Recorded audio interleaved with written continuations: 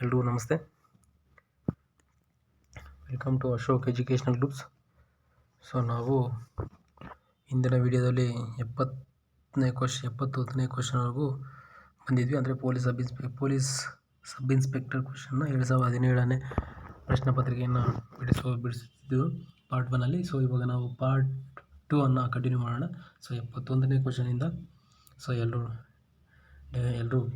Like ಮಾಡಿ, share ಮಾಡಿ, definitely ಒಳ್ಳೆಯ ವಿಚಾರನ ಕೊಡ್ತೀವಿ.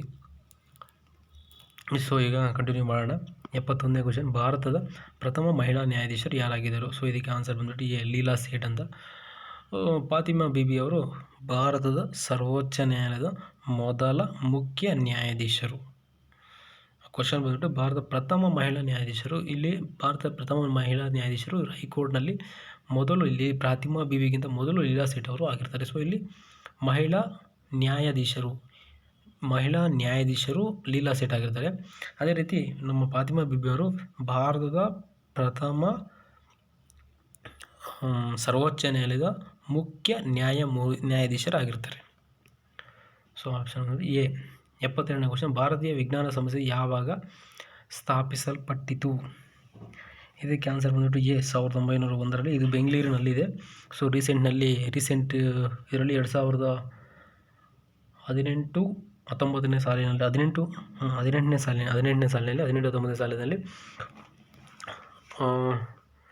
ಒಂದು ಉತ್ತಮ ಸಂಸ್ಥೆಯಾಗಿ ಹೊರಹೊಮ್ಮಿತು ಅಂತ ಭಾರತೀಯ ವಿಜ್ಞಾನ ಸಂಸ್ಥೆ ಇದು ಬೆಂಗಳೂರಿನಲ್ಲಿ ಇದಿದೆ.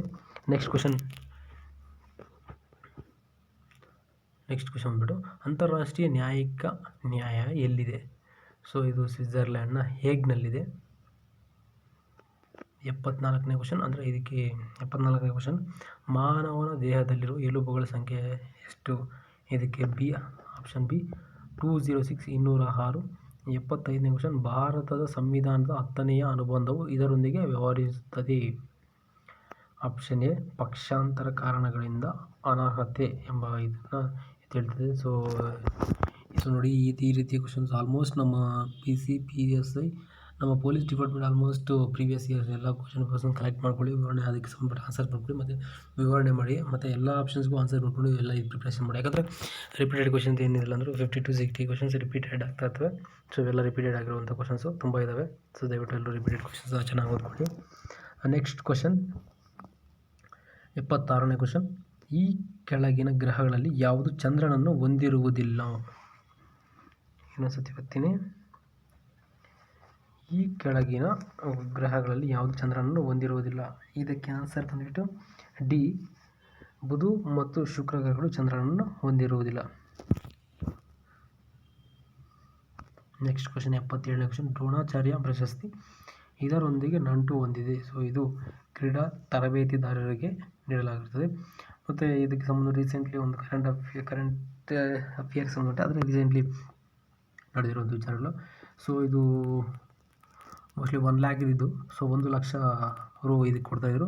ರೀಸೆಂಟ್ಲಿ ಇದು 1.5 ಸೊ ಅಮೌಂಟ್ನ 0.5 ಜಾಸ್ತಿ ಮಾಡಿದ್ದಾರೆ. ಸೊ ಅದನ್ನು ತಿಳ್ಕೊಂಡಿರಿ. ಮತ್ತು ರೀಸೆಂಟ್ಲಿ ದ್ರೋಣಾಚಾರ್ಯ ಪ್ರಶಸ್ತಿ ಯಾರಿಗೆ ಬಂದಿದೆ, ಅವರು ಯಾವ ರಾಜ್ಯದವರು ತಿಳ್ಕೊಳ್ಳಿ, ಅದು ಸಹ ಮುಖ್ಯವಾಗಿರ್ತದೆ. ಅದೇ 78ನೇ ಕ್ವಶನ್, ಭಾರತದಲ್ಲಿ ರಾಜ್ಯಗಳ ಕಾನೂನು ಸಲಹೆಗಾರರನ್ನು ಹೀಗೆಂದು ಕರೆಯುತ್ತಾರೆ? ಭಾರತದಲ್ಲಿ ರಾಜ್ಯಗಳ ಕಾನೂನು ಸಲಹೆಗಾರರನ್ನು ಹೀಗೆಂದು ಕರೆಯುತ್ತಾರೆ. ಸೊ ಇದಕ್ಕೆ ಆನ್ಸರ್ ಎ. ಅಡ್ವೊಕೇಟ್ ಜನರಲ್ ಅಂತ ಕರೀತಾರೆ. ನೆಕ್ಸ್ಟ್ ಕ್ವಶನ್, ಕೆಳಗಿನ ರಿಟ್ಗಳಲ್ಲಿ ಯಾವುದು ಕಾನೂನು ಬಾಹಿರ ಬಂಧನದೊಂದಿಗೆ ವ್ಯವಹರಿಸುತ್ತದೆ? Habeas corpus. ಇದಕ್ಕೆ ಆಪ್ಷನ್ ಸಿ ಹೇಬಿಯಸ್ ಕಾರ್ಪಸ್ ಆಗಿರ್ತದೆ. ನೆಕ್ಸ್ಟ್ ಕ್ವಶನ್ 80ನೇ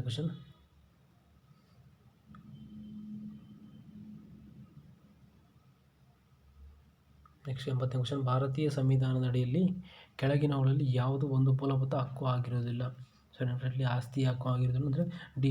ಇದಕ್ಕೆ ಆನ್ಸರ್ ಆಸ್ತಿ ಹಕ್ಕು ಆಗೋದು. ಸ್ವಾತಂತ್ರ್ಯದ ಹಕ್ಕು, ವಾಕ್ ಹಕ್ಕು, ಸಮಾನತೆ ಹಕ್ಕು ಇವೆಲ್ಲ ಇರ್ತವೆ, ಬಟ್ ಆಸ್ತಿ ಹಕ್ಕು ಇರುವುದಿಲ್ಲ. ಆ್ಯಕ್ಚುಲಿ ಇದನ್ನು ತೆಗೆದು ಕಾನೂನಾತ್ಮಕ ಹಕ್ಕವಾಗಿ 300 ಅಡಿಯಲ್ಲಿ ಇರಿಸಲಾಗಿದೆ.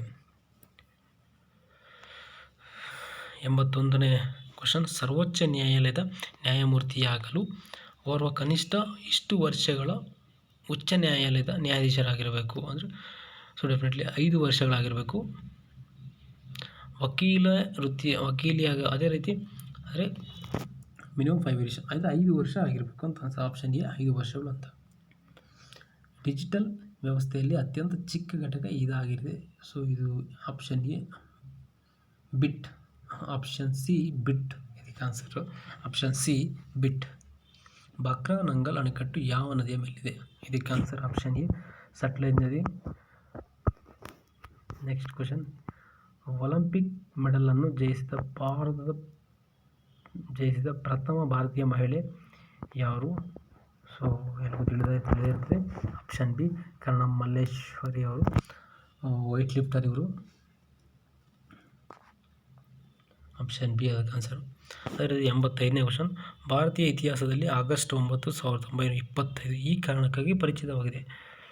ಸೊ ಆಪ್ಷನ್ ಡಿ ಕಾಕೋರು ಟ್ರೈನ್ ದರೋಡೆ ಅಂತ ಇದಕ್ಕೆ ಆನ್ಸರ್ ಆಪ್ಷನ್ ಡಿ. ನೆಕ್ಸ್ಟ್ 86ನೇ ಕ್ವಶನ್, ಭಾರತೀಯ ರೂಪಾಯಿಗೆ ಕರೆನ್ಸಿ ಚಿಹ್ನೆಯನ್ನು ಈ ವರ್ಷ ಚಲಾವಣೆಗೆ ತರಲಾಯಿತು. ಇದಕ್ಕೆ 2010ರಲ್ಲಿ ಜುಲೈ 15ರಂದು ಇದನ್ನು ಚಲಾವಣೆ ತರ್ತಾರೆ. ತಂದವರು ಉದಯ್ ಕುಮಾರ್ ಎಂಬವರು, ಇವರು ತಮಿಳುನಾಡಿನವರು. ನೆಕ್ಸ್ಟ್ ಕ್ವಶನ್, ಕೆಳಗಿನವುಗಳಲ್ಲಿ 87ನೇ ಕ್ವಶನ್, ಕೆಳಗಿನವುಗಳಲ್ಲಿ ಯಾವುದು ಸಾಮಾಜಿಕ ಮಾಧ್ಯಮಗಳ ನಮೂನೆಯಾಗಿದೆ? ಸೊ ಅಂದರೆ ಯಾವುವು ಅಂದರೆ ಇವೆಲ್ಲ ಯಾವ್ಯಾವ ಸಾಮಾಜಿಕ ಮಾಧ್ಯಮಗಳು ಅಂತ. ಸೊ ಆಲ್ಮೋಸ್ಟ್ ಇವೆಲ್ಲ ಮೇಲಿನ ಎಲ್ಲವೂ ಸಹ ಸಾಮಾಜಿಕ ಮಾಧ್ಯಮ, ಫೇಸ್ಬುಕ್, ಲಿಂಕ್ಡ್ಇನ್, ಟ್ವಿಟರ್ ಇವೆಲ್ಲವೂ ಸಹ ಸಾಮಾಜಿಕ ಮಾಧ್ಯಮಗಳ ನಮೂನೆಯಾಗಿರ್ತವೆ. ಸೊ ಆಪ್ಷನ್ ಡಿ ನಾವು ಮೇಲಿನ ಎಲ್ಲವೂ ಸಹ. ನೆಕ್ಸ್ಟ್ 88ನೇ ಕ್ವಶನ್, ಕವಿರಾಜ ಮಾರ್ಗದ ಕರ್ತೃ ಯಾರು? ಸೊ ಈಗ ಆಪ್ಷನ್ ಬಿ ಅಮೋಘ ವರ್ಷ ಮೊದಲ ಆನ್ಸರ್. 89ನೇ ಕ್ವಶನ್, ಯಾವ ವರದಿಯನ್ನು ಆಧರಿಸಿ 1956ರಲ್ಲಿ ಕರ್ನಾಟಕವು ರೂಪುಗೊಂಡಿತು? So option C Fazal Ali ಸಮಿತಿ ಆನ್ಸರ್. 91 ಮುಳ್ಳಪೆರಿಯ ಅಣೆಕಟ್ಟು ಈ ರಾಜ್ಯಗಳ ನಡುವೆ ವಿವಾದ ವಾಸ್ತವವಾಗಿದೆ. ಸೊ ಇದು ತಮಿಳುನಾಡು ಮತ್ತು ಕೇರಳದಲ್ಲಿ ರಾಜ್ಯಗಳ ನಡುವೆ ಒಂದು ವಿವಾದವಾಗಿರುವಂತಹದ್ದು. ನೆಕ್ಸ್ಟ್ 91ನೇ ಕ್ವಶನ್, ಕಣಗಳ ಉಷ್ಣೀಯ ಚಲನೆಯಿಂದ ಉಂಟಾದ ಅಣುಗಳ ಅನಿಯತ ಚಲನೆಯನ್ನು ಹೀಗೇನುತ್ತಾರೆ? ಸೊ ಮತ್ತೊಂದು ಸರಿ ಓದ್ತೀನಿ ಕ್ವಶನ್ನ. ಕಣಗಳ ಉಷ್ಣೀಯ ಚಲನೆಯಿಂದ ಉಂಟಾದ ಅಣುಗಳ ಅನಿಯತ ಚಲನೆಯನ್ನು ಹೀಗೆನ್ನುತ್ತಾರೆ? ಸೊ ಇದಕ್ಕೆ ಆನ್ಸರ್ ಆಪ್ಷನ್ ಸಿ ಬ್ರೌನಿಯನ್ ಚಲನೆ ಎಂದು ಕರೀತಾರೆ. Option C. ಅದೇ ರೀತಿ 92ನೇ ಕ್ವಶನ್, ಗಾಳಿಯಲ್ಲಿ ಧ್ವನಿ ಪ್ರಸಾರವಾಗುವ ಸಂಗತಿಯು ಇದಾಗಿದೆ. ಸೊ ಇದಕ್ಕೆ ಆನ್ಸರ್ ಆಪ್ಷನ್ ಎ ಸಮತಾಪೀಯ ಪ್ರಕ್ರಿಯೆ ಅಂತ ಆನ್ಸರ್ ಆಪ್ಷನ್ ಎ. ಅದೇ ರೀತಿ ನೆಕ್ಸ್ಟ್ 93ನೇ ಕ್ವಶನ್, ಟೆಸ್ಲಾ ಎಂಬುದು ಇದರ ಘಟಕವಾಗಿದೆ. ಸೊ ಇದು ಒಂದು ಅಯಸ್ಕಾಂತೀಯ ಕ್ಷೇತ್ರಕ್ಕೆ ಸಂಬಂಧಪಟ್ಟಂತೆ ಮ್ಯಾಗ್ನೆಟಿಕ್ ಫೀಲ್ಡ್ ಸಂಬಂಧಪಟ್ಟಂತೆ ಇದು. So option C right answer. Next 95ನೇ ಕ್ವಶನ್, 94ನೇ ಕ್ವಶನ್, ಕೆಳಗಿನವುಗಳಲ್ಲಿ ಯಾವುದು ರಾಸಾಯನಿಕ ಬದಲಾವಣೆ ಆಗಿರುತ್ತದೆ? ಸೊ ಇದಕ್ಕೆ ಆಪ್ಷನ್ ಎ ನಕ್ಷತ್ರಗಳು ಮಿನುಗುವಿಕೆ ಇದಕ್ಕೆ ಆನ್ಸರ್ ಆಗಿರ್ತದೆ. ನೆಕ್ಸ್ಟ್ ಕ್ವಶನ್, ಅಡುಗೆ ಸೋಡದ ರಾಸಾಯನಿಕ ಸೂತ್ರ ಇದಾಗಿದೆ. ಸೊ ಆಪ್ಷನ್ ಎ NaHCO3 ಇದಕ್ಕೆ answer option A right answer. Next question, Sagar Samrat ಎಂಬುದು ಇದೊಂದು ಸಂಶೋಧನಾ ನೌಕೆಯಾಗಿರುತ್ತದೆ. Option B right answer. 97ನೇ ಕ್ವಶನ್, ಭಾರತದಲ್ಲಿ ಅತಿ ದೊಡ್ಡ ನದಿ ತಟ್ಟೆ ಇದಾಗಿದೆ. ಸೊ ಗಂಗಾ ನದಿಯದು ಒಂದು ದೊಡ್ಡ ಪಾತ್ರವಾಗಿದೆ. ಅದೇ ರೀತಿ ದಕ್ಷಿಣ ಭಾರತದ ದೊಡ್ಡ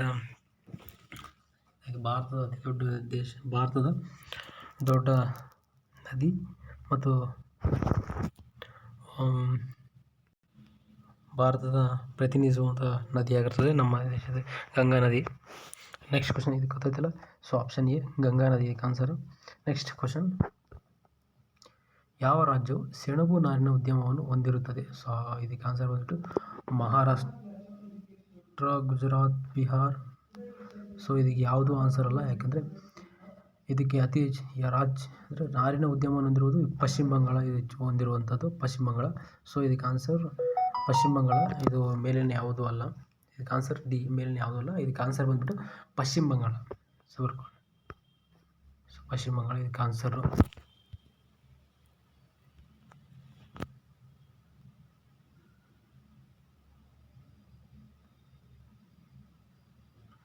ರೀಸೆಂಟಾಗಿ ನಮ್ಮ ಪಶ್ಚಿಮ ಬಂಗಾಳವನ್ನು